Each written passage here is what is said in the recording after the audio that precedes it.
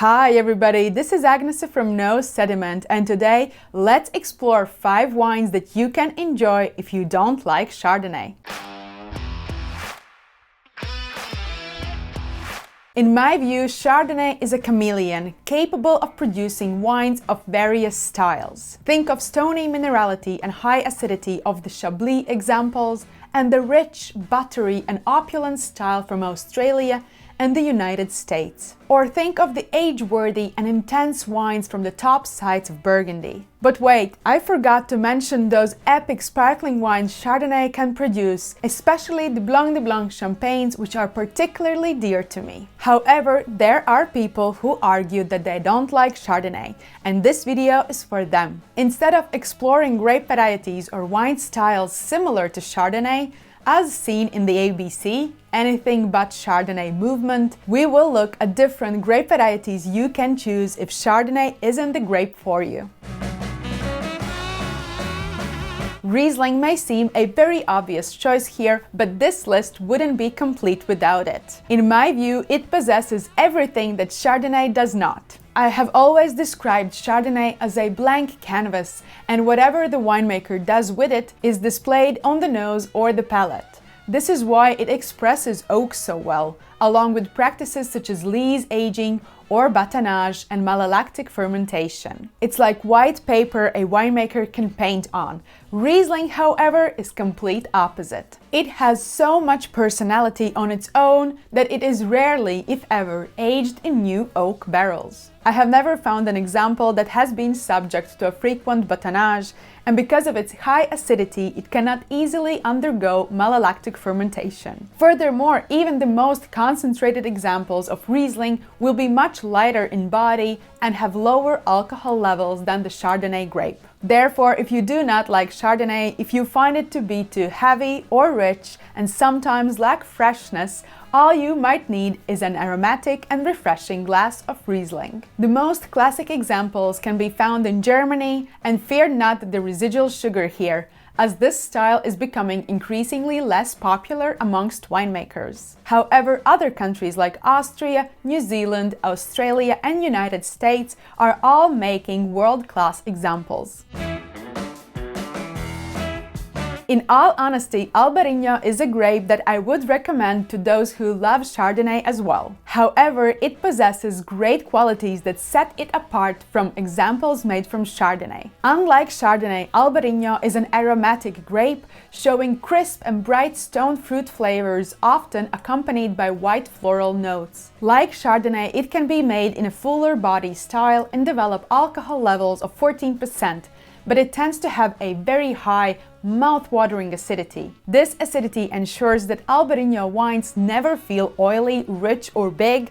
They always taste fresh and light. Albarino has a thick skin, which is why its wines can have a phenolic grip on the back palate, a characteristic I consider typical of this grape. It is rarely aged in new oak barrels, therefore making it an ideal choice for those who do not like the sweet toast and vanilla often found in Chardonnay wines. The most traditional regions to look for this grape are Rias Baixas in Spain and Vinho Verde in Portugal. Grown near the sea, it often displays notes of salinity, which only makes it that much greater company for a seafood. Because of its ability to retain beautiful acidity in hot and sunny climates, Albarino is gaining popularity in other winemaking regions as well, such as California, New Zealand, Australia, and even Uruguay.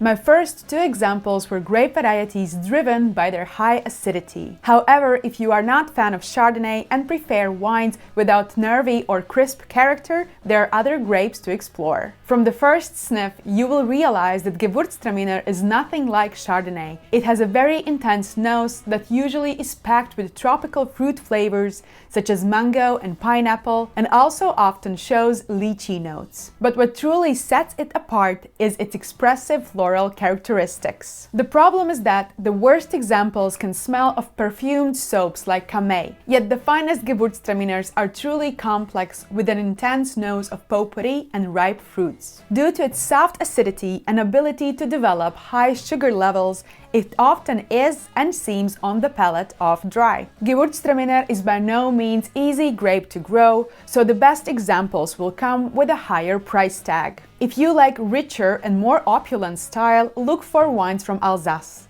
Alto Adige in Italy offers a fresher character and lighter body and almost always will be dry. Great examples can also be found in Germany and beyond Europe. Another more obvious choice is Sauvignon Blanc, which is a perfect wine for those who do not like the oaky and rounded character of Chardonnay. It has a unique nose that tends to show all things green, like freshly cut grass, nettle, gooseberries, and lime. While Sauvignon Blanc can be made into fuller and rounder style, its high acidity will always help to elevate the body and create fresher character. Similar to other examples mentioned on this list, it is rarely aged in new oak barrels, and malolactic fermentation is usually blocked to retain that crisp style. Unfortunate to Sauvignon Blanc, it also has love and hate relationship with wine consumers. Nevertheless, it's a very distinctive grape with a lot of character on its own that is worth exploring if you particularly do not like Chardonnay. Some argue that the most classic examples, crisp, aromatic, and without new oak, come from Loire Valley appellations such as Sancerre and Puy-Fumé. However, there are excellent wines made in Bordeaux, blended with Semillon and often aged in partially new oak, offering great aging potential. Beyond France, Sauvignon Blanc is widely cultivated in Europe, including Alpine Italy and Styria in Austria, as well as outside of Europe, most notably in New Zealand, where it is the most important grape variety. Chile and California are also responsible for some great Sauvignon Blanc that are worth seeking out. Without being judgmental, I still wanted to invite you to try again. Because Chardonnay can be made into so many diverse and beautiful styles, it is worth giving this grape variety a chance now and then. There is a reason why it is considered one of the greatest white grape varieties in the world, responsible for some of the most sought-after and expensive white wines. So if you're not a fan of those Chardonnays that display notes of sweet toast and vanilla, try seeking out unoaked examples. If you don't like the creamy or rounded palate these wines sometimes can have, look for fresher wine styles that have not been aged on their lees, or consider trying young and refreshing village-level Chablis. Lastly, if none of these styles appeal to you at the moment, remember that our taste preferences change over time. Maybe it is worth giving Chardonnay a try once in a while. You might find that it's a grape of true greatness, and perhaps it is something you don't dislike anymore. Kinda like with olives. Thank you for watching this video, and let me know in the comments what is your relationship with Chardonnay, and maybe what are the other options for those who do not like this grape variety so much.